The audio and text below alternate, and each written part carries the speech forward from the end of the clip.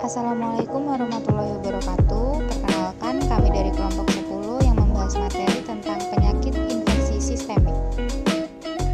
Saya Oktiana Sari, NIM 1915 Saya Denis Prastiwi Putri Andani, NIM 1915517032.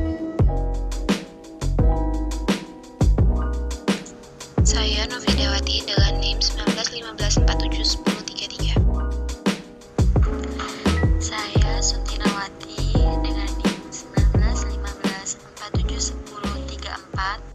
Nah, di sini udah pada tahu belum sih tifus itu apa?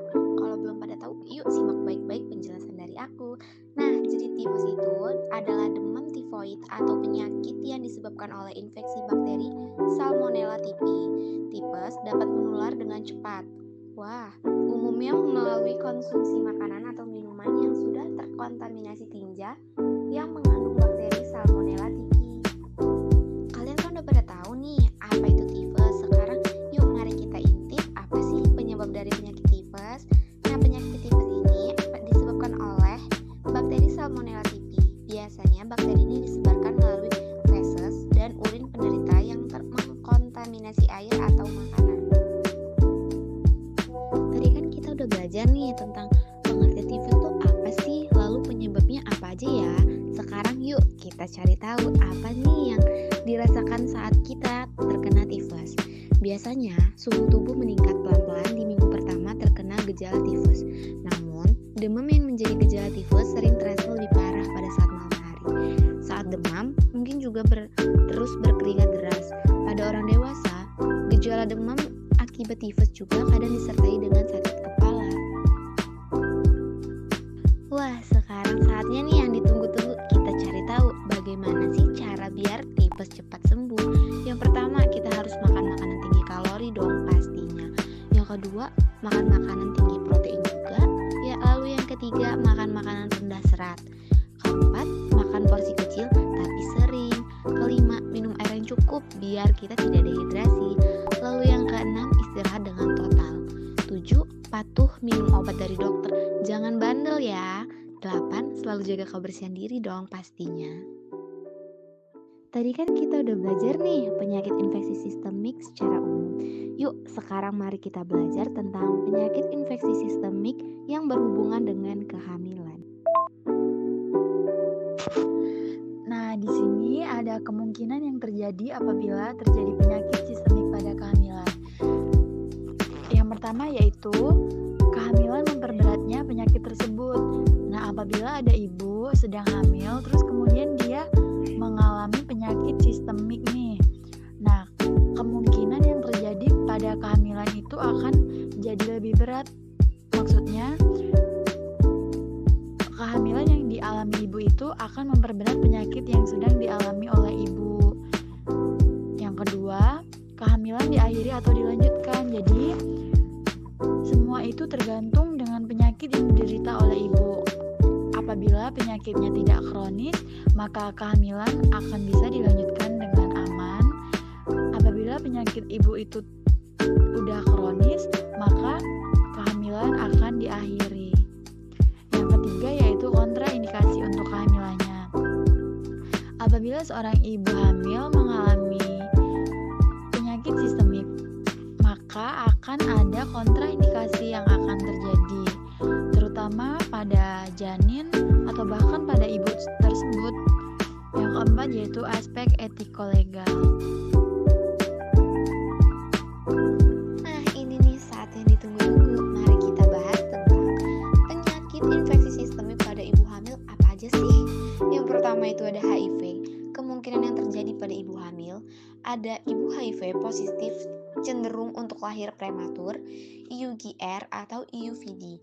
Lalu selanjutnya ada transmisi vertikal pada janin selama intrapartum dan bila menyusui terjadi pada 15% walaupun pasif dan ibu melalui transfer transplasental.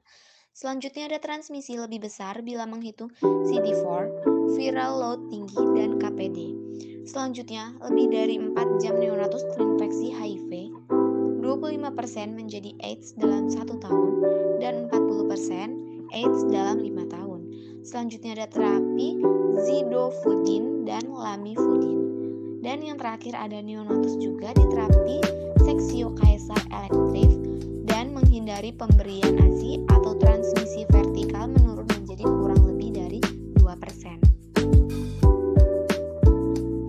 Selanjutnya ada penyakit hepatitis B yang kemungkinan akan terjadi pada ibu hamil. Penyebabnya apa aja sih? Nah, di sini HBsAg dan HBeAg positif tanpa antibodi lebih infeksius. Lalu transmisi vertikal terjadi saat persalinan, 90% menjadi karir kronik. Dan yang terakhir kita harus membandingkannya dengan dewasa yang hanya 10%. Tadi kan kita udah bahas tentang hepatitis B. Yuk mari kita sekarang bahas tentang hepatitis C. Apa aja sih kemungkinan yang akan terjadi? Transmisi vertikal sekitar 6% meningkat terutama dibarengi dengan infeksi HIV dengan viral load tinggi. Lalu penapisan pada pasien beresiko. Selanjutnya ada infeksi dari TBC.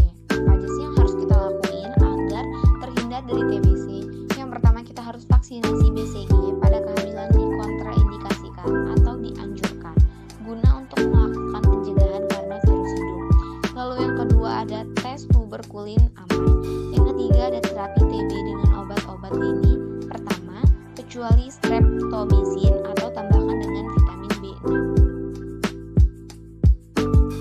Selanjutnya ada penyakit rubella. Kalian pasti udah nggak asing kan dengan kata rubella? Apa sih rubella itu? Nah, di sini aku mau jelasin sedikit tentang penyakit rubella yang akan terjadi pada ibu hamil. Infeksi pada kehamilan terjadi kehamilan janin ganda yang akan menyebabkan janin tersebut menjadi tuli, gangguan jantung, retardasi mental, lalu gangguan mata. Untuk vaksinasinya sendiri aman nggak sih buat ibu hamil? Ternyata vaksin rubella itu adalah vaksin hidup, jadi tidak direkomendasikan pada ibu hamil. Jadi buat ibu-ibu hamil nih, tidak direkomendasikan ya untuk ikut vaksinasi rubella.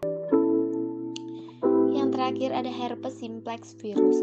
Kemungkinan yang terjadi ada DNA tipe 2 menyebabkan herpes genitalis, lalu ada partes per vaginam atau transmisi ke neonatus terutama bila masih terdapat vesikel. Dan yang terakhir ada herpes neonatal. Tetapi bila terjadi mortalitas 50% terutama bila infeksi primer pada ibu atau belum ada imunitas pasif dari ibu untuk janin.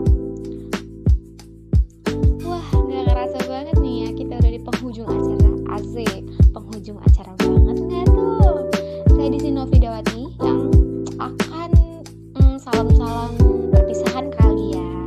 Saya di sini mewakili kelompok. Mohon maaf bila ada salah-salah kata dalam menjelaskan.